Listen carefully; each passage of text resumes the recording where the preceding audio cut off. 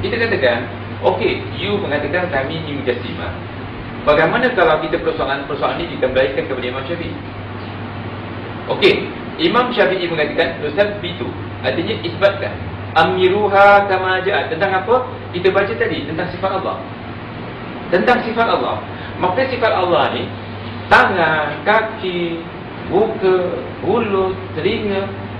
Kalau di Quran, di hadis disebut, kita berhenti, jangan bicara.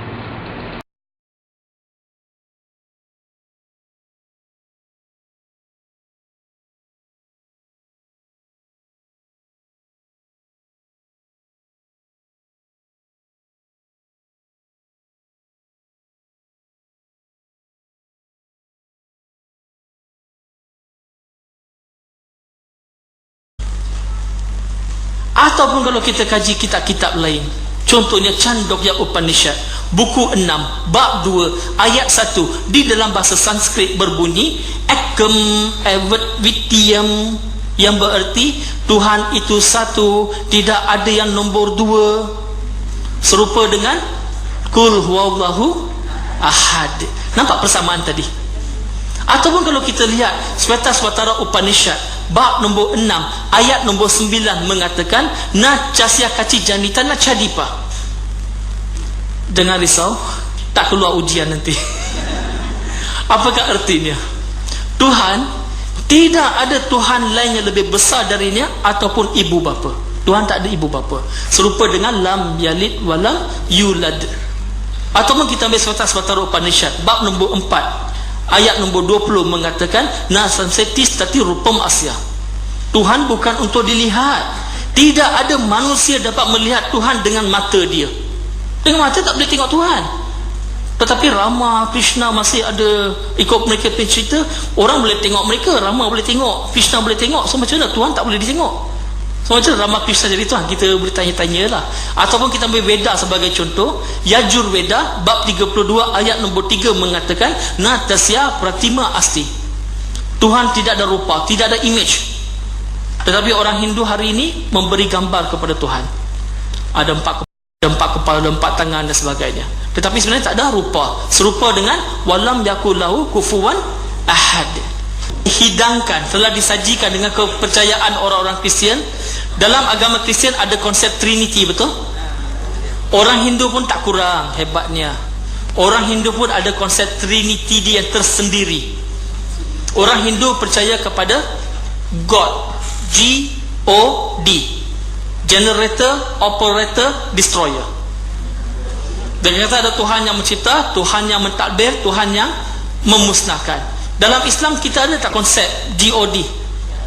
Ada. Allah yang mencipta, Allah yang mentadbir, dan Allah yang akan memusnahkan alam ini di hari kiamat.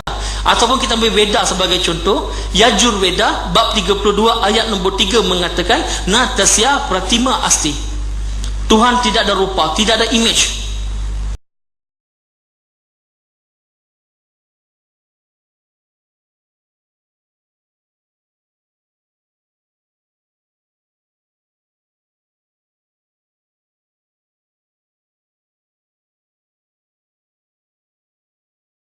Tetapi orang Hindu ni dia kreatif sikit. Trimurti. Kalau kita lihat sebelah kiri sekali, yang ada 4 kepala, itu Brahma. Brahma adalah Tuhan yang mencipta alam semesta. Untuk mencipta kena pakai banyak akal. So bagi 4 kepala. Okey, yang tengah-tengah tu adalah Vishnu. Vishnu Tuhan yang mentadbir alam semesta. Untuk mentadbir ada 4 tangan. Satu tangan pegang cakra alam. Nampak? Yang sebelah kanan sekali itu adalah Shiva. Shiva adalah Tuhan yang akan memusnahkan dunia.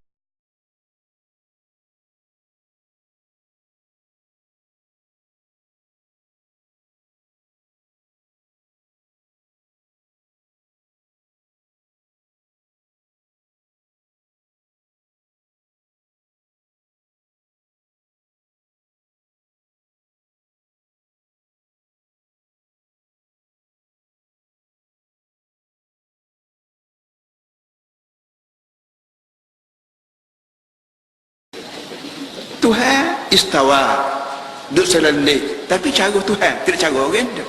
Cara Tuhan lagu mana? Tanya dia lah. Tahu tak? Kerana Allah ni, dia bukan duduk atas aras. Kalau orang kata Allah atas aras itu Quran, kalimah istawa ni bukan membawa semestinya membawa makna duduk, dia juga membawa makna kuasa. Kalau kita nak kata Allah duduk, kita telah samakan Allah. Macam mana dikatakan Ibnu Taimiyah, bila orang tanya macam mana Allah duduk, dia tunjuk macam Allah duduk. Kamu dah mentajsimkan Allah. Kalau orang pergi sampai ke tahap nampak seolah-olah Allah itu berjasad, Allah itu duduk macam kita duduk, kan salah. Sedangkan aras ni makhluk. Baik, sebelum Allah jadikan aras, di mana dia duduk? Kerana sebelum Allah tak ada pun, yang ada hanya Allah.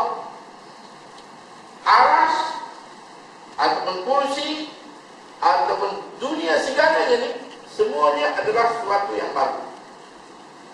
Sebelum segala-galanya, siapa yang ada? Allah. Sebelum Allah, tak ada permulaan. Yang mula Allah. Allah lah zat yang paling satu mula, tidak ada permulaan. Adamul awaliyah. Jadi dia buat dunia, dia buat aras, dia buat kursi, dia buat syurga, dia buat apakah untuk dia? Tak. Kalau kita kata Allah buat aras untuk dia duduk, salah. Makna dia sudah berhajat. Dia bukan berhajat, dia bukan zat yang berhajat. Ghaniyun an kulli syai', muftakhirun ilaihi kulli syai', ghaniyun an kulli syai'. Allah, dia adalah zat yang segala sesuatu berhajat kepadanya, dan dia adalah zat yang tidak berhajat kepada sesuatu. Jadi kenapalah orang ini nak kata juga Allah dulu dengan hanya ayat Al-Quran yang dipanggil mutasyabihat. Sedangkan Allah kata dia tak menyerupai makhluk. Kita nafikan persamaan, tidak sama. Macam mana? Wallahu a'lam bishawab. Kerana masalah ni, benda ni bahaya. Kerana Allah ni dia tak boleh kita nak kata macam makhluk. Dia tak boleh disebut kecil, dia besar, kurus, tinggi, rendah, gemuk, atas, bawah, kanan, kiri, depan, belakang. Tak boleh disebut putih, hitam, kuning, hijau, warna tak. Dia bukan macam kita. Dia bukan bernafas, dia bukan berudara, dia bukan ada darah, dia bukan ada daging, dia bukan ada tulang, dia bukan berjasad, dia bukan macam kita. Macam mana? Wallahu a'lam.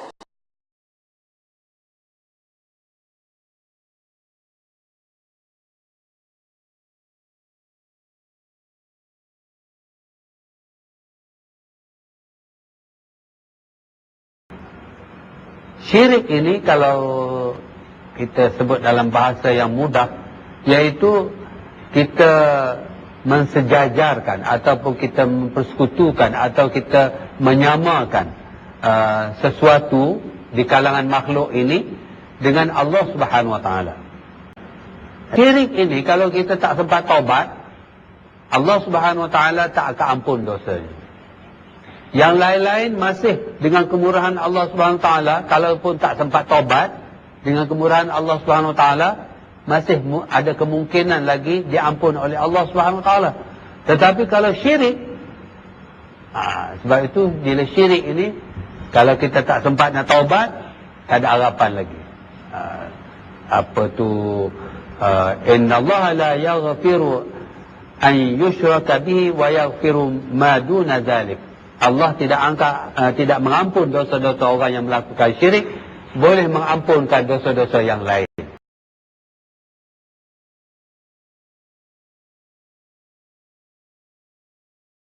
Ataupun kalau kita lihat Yajurwedah bab nombor 40 ayat nombor 9 mengatakan andatma prawisantiasam butimu pasti tak faham pun angguk ajalah.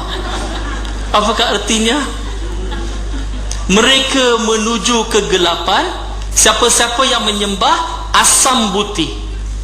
Apa itu asam buti? Bukan asam boy. Asam buti berarti benda-benda semula jadi. Orang Hindu dia menuju kegelapan. Kalau sembah matahari, sembah api, sembah binatang, sembah pokok, sembah batu, dia menuju kegelapan. Ayat ini sambung mengatakan, siapa-siapa yang sembah sambuti lagi masuk kegelapan.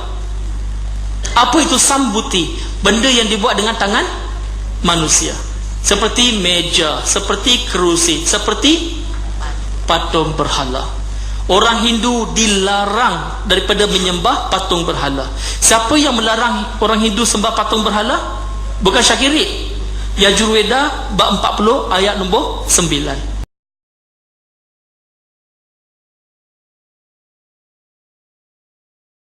Dan orang Hindu ni ada satu doa yang sangat menarik sebenarnya, yang dikenali sebagai Brahma Sutra. Bunyinya Ekam Braham Dwitya Nasti Nian Nasti Kinchan. Mau terjemahan dia? Mau? Ready? Okay. Bhagwan eki hai, dusra nahi hai, nahi nahi jara bhi nahi. Kata nak terjemahan, tak kata bahasa apa. Oh, dah bahasa Melayu. Tuhan itu satu, tidak ada Tuhan yang lain. Tidak, sama sekali tidak. Serupa dengan la ilaha illallah. Jadi inilah persamaan yang kita boleh bawa, kita boleh bincang dengan orang-orang Hindu.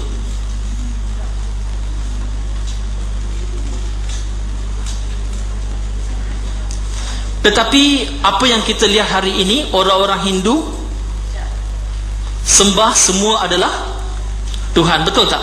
Itu percaya orang-orang Hindu kan? Semua adalah Tuhan.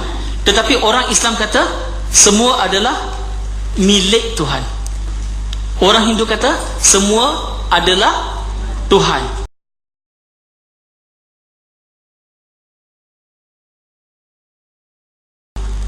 Orang Islam kata semua adalah milik Tuhan.